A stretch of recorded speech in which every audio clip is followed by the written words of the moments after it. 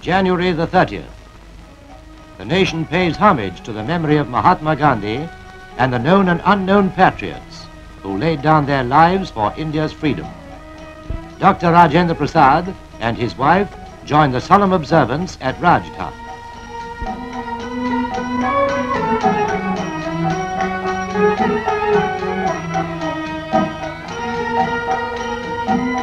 Rajghat is a place of pilgrimage, hallowed by the spirit of the father of the nation.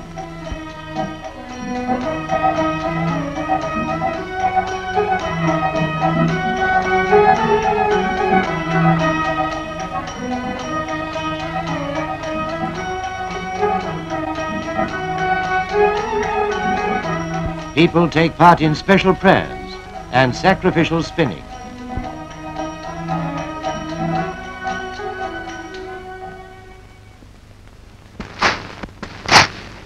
The last post is sounded as the President lays a memorial wreath on the Samadhi. At 11 a.m., guns boom. A 2-minute silence is observed throughout the country.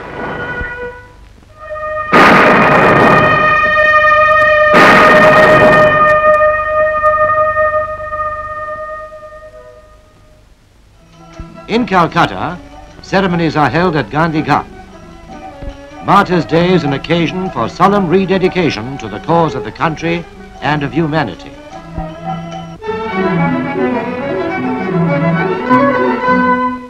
Bangalore, the venue of the ECAFE conference, accords a civic reception to the United Nations Secretary General, Mr. Dag Hammarskjöld. The address of welcome expresses the city's joy in being able to play host to one of the principal regional commissions of the United Nations.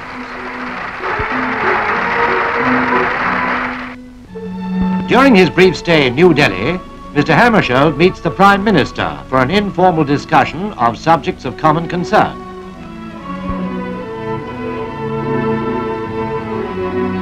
Later, a call on the Vice President, Dr. Radhakrishnan. India will play host to the next session of UNESCO later this year. The United Nations Secretary General takes time off to visit the villages of the Faridabad Community Project area.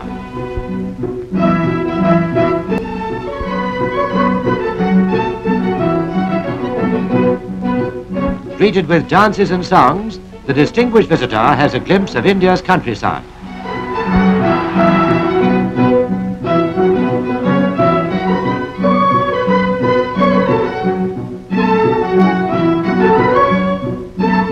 Handlooms such as these are helping to supplement farmers' earnings. The development of Indian villages is an integral part of the nation's 5-year plan.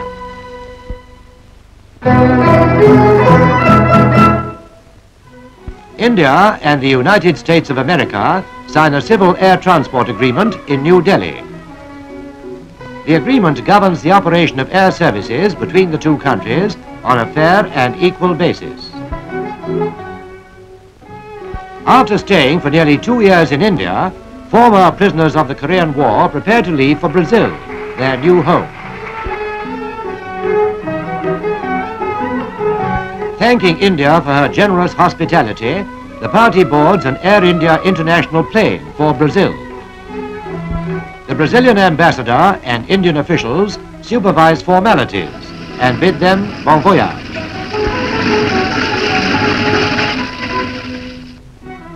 On a goodwill tour of our country, a 3-man press delegation from the Gold Coast in West Africa comes to Bombay. Later, they attend a reception arranged by local journalists. The delegates from the Gold Coast express their appreciation of the high standard of journalism in India. They also review social and political conditions in West Africa. The citizens of Srinagar go to the polls to elect members to the new municipal council. These elections are the first to be held in 18 years.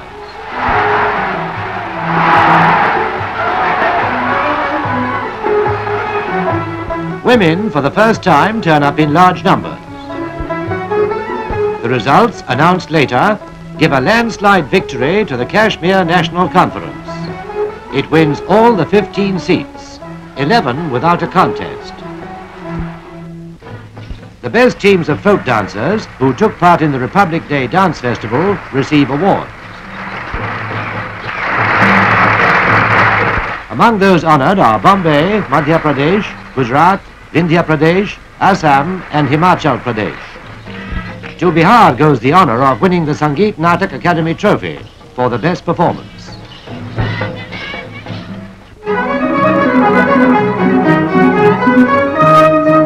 Salubrious Bangalore plays host to an international gathering as over 200 delegates from 24 countries arrive to attend the 12th session of the Economic Commission for Asia and the Far East.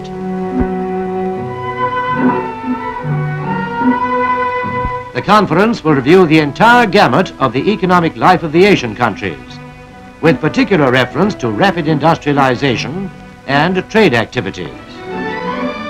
The Raj Pramukh of Mysore welcomes the delegates. Inaugurating the conference, the Prime Minister declares that Asian people must solve their problems themselves. He calls on the ECAFE members to deal with problems of underdeveloped countries unaffected by the political conflicts of the day. Addressing the opening session, the United Nations Secretary General reviews the role of ECAFE in promoting the economic development of Asian countries. ECAFE, being the United Nations organ for this region, is at the same time your own Asian economic body, specifically conceived within the principles of the United Nations Charter and the policies established at the global level in the United Nations by all member countries, large and small, to promote, assist and inspire the economic development of this part of the world.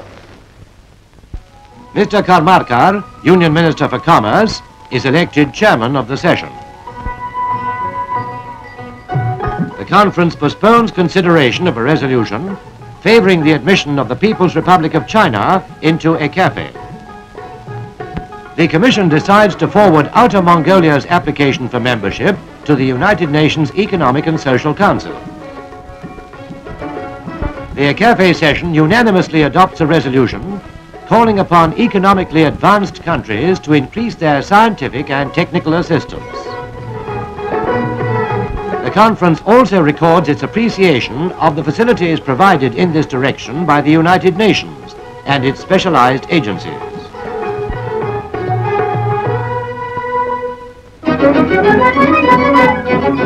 Santosh football tournament at Ernakulam in South India.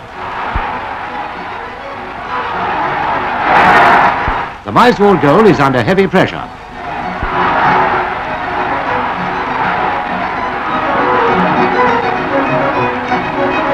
Repeatedly, it looks like a goal, but still there's no score. The Bengal forwards continue to break through the Mysore defence.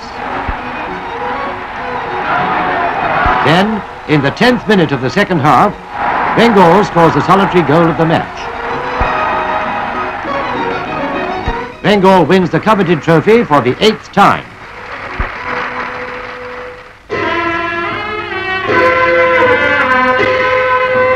Srimati Vijaya Lakshmi, India's High Commissioner in London, brings to New Delhi the sacred relics of Buddha's disciples. At Param Airport, Mr. Nehru formally hands over these precious relics to the Mahabodhi Society. Found 100 years ago at Sanchi, these sacred relics of some of the Buddhist apostles were preserved at the British Museum. They have now been returned to India by the trustees of the British Museum on the eve of the 2500th anniversary of the Buddha. In a flower-bedecked car, the relics are taken to the Buddhist Vihara in Delhi.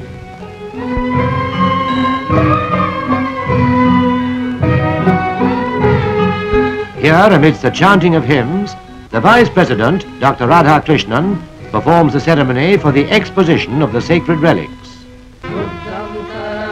They will be on exhibition for 3 days before being taken to Calcutta. The homecoming of these relics recalls a great part, the spread of the message of the Buddha from the land of his birth to countries far beyond, a message of peace and love. a message to end all sorrow, strife and misery. Buddham saranam gacchami, dhammam saranam gacchami, sangham saranam gacchami.